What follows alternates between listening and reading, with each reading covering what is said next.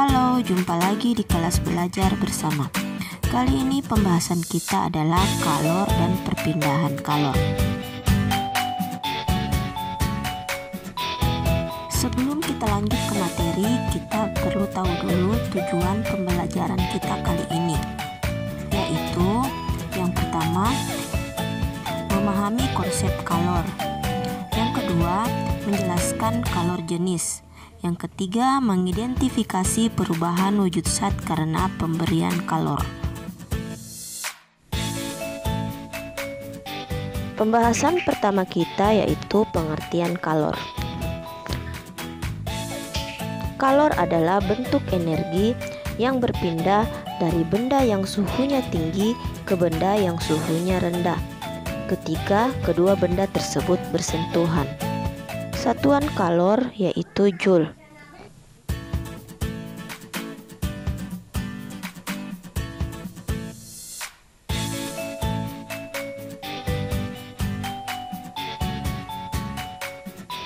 Pengaruh kalor terhadap suhu zat. Yang pertama, jika suatu zat menyerap kalor, maka suhu akan naik, dan jika suatu zat melepas kalor, maka suhu akan turun. Seperti contoh air panas yang ditambahkan es batu, maka air panas akan melepaskan kalor, sehingga suhu air yang tadinya tinggi menjadi turun.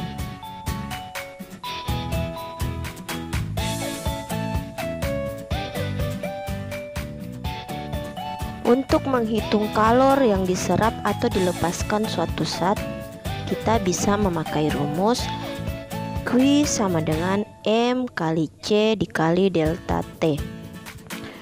Q sama dengan jumlah kalor, satuannya joule atau kalori. M adalah massa benda, satuannya kilogram.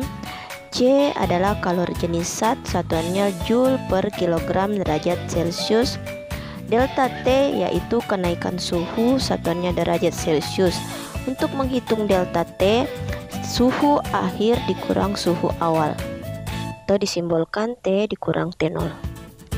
Berikut ini contoh penerapan soal. Berapakah kalor yang diperlukan untuk mendidihkan 1 kg air jika suhu awalnya 25 derajat Celcius hingga menjadi 100 derajat Celcius, dan kalor jenis air adalah 4,2 kali 10 pangkat 3 joule per kilogram derajat Celcius. Kita lihat di soal yang ditanyakan adalah kalor atau simbolnya Q. Kemudian yang diketahui di sini pertama adalah massa, yaitu 1 kg. Kemudian yang diketahui berikutnya adalah suhu awal atau T0, yaitu 25 derajat Celcius. Lalu kemudian ada T atau suhu akhir, yaitu 100 derajat Celcius. Yang terakhir yaitu kalor jenis air atau disimbolkan C, yaitu 4,2 kali 10 pangkat 3 joule per kilogram derajat Celcius. Nah, untuk menghitung kalor kita pakai rumus Q sama dengan M kali C kali delta T. Nah, untuk penyelesaiannya kita tuliskan diketahui seperti massanya, kalor jenisnya, dan suhu, baik itu suhu awal maupun suhu akhir. Lalu menghitung delta T atau perubahan suhu. Jadi 100 derajat Celcius dikurang 25 derajat Celcius. Jadi delta T sama dengan 75 derajat Celcius. Yang ditanyakan yaitu kalor atau Q. Kita pakai rumus Q sama dengan M kali C kali delta T. Jadi kita masukkan satu-satu, M-nya 1 kilo dikali 4,2 kali 10 pangkat 3 joule per kilogram derajat Celcius dikali 75 derajat Celcius. Hasilnya 315 kali 10 pangkat 3 joule.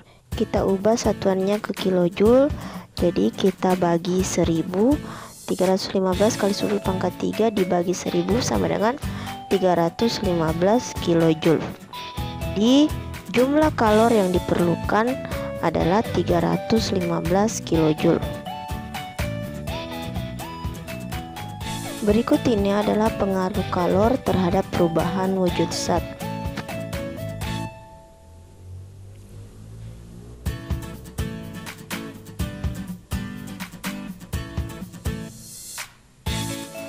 Perubahan wujud zat yang melepaskan kalor adalah yang pertama membeku, lalu mengembun dan mengkristal.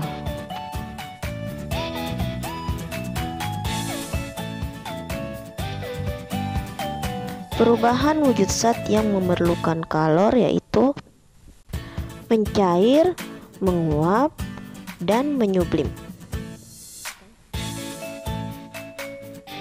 Selanjutnya adalah perpindahan kalor.